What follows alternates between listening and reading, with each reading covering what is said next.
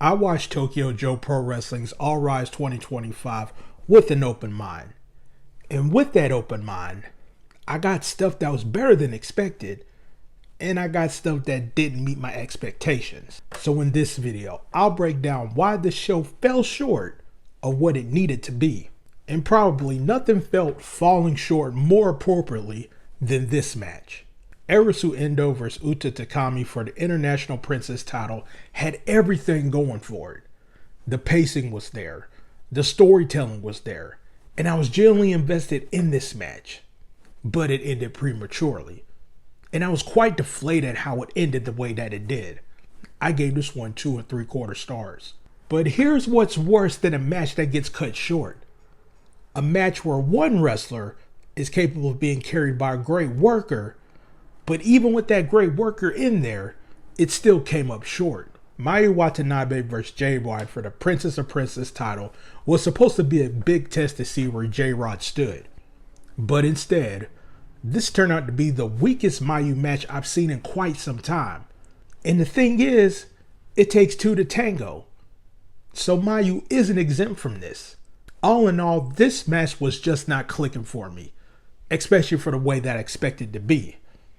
Now, I wasn't expecting a great match or anything, but a 2.5-star match in the main event with Miu Watanabe in there, that was extremely disappointing to watch. But not everything was disappointing. Some matches came out better than expected. Ober Eats vs HIMAWARI and Shino Suzuki for the Princess Tag Team titles was the best match on this show. This had a decent amount of time, and I was quite impressed how well this match went at 3 3/4 stars. It wasn't great, but this was a really good match.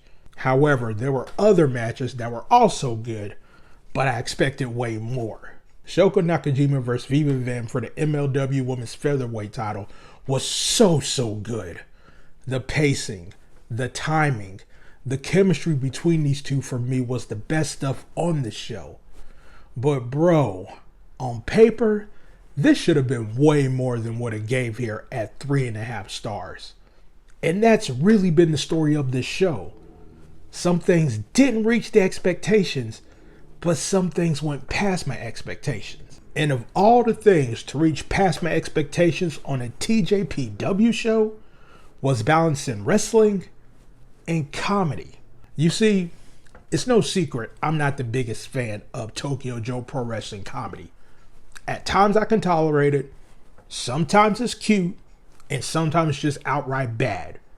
Both matches like the opener with Hyper Misao, Kokoro Saguchi, Mahiro Kirill, and Mufu Ishida versus Chika Nanase, Rin Kanatsu, Rika Tatsumi, and Ryo Mizunami, they actually found a balance here, and it came out to be a 2 1/4 star match. Now, more impressively, to an extent, was the 4-way tag with Mizuki and Susumi versus Palm Harajaku and Raku versus Kaya Tarabami and Miu Yamashita versus Haru Kashishiro and Yuki Ano, which I thought that match did a better job of this, thanks to the great workers like Miu and Mizuki that pretty much kept things on track without falling off the rails into a 2.5-star match.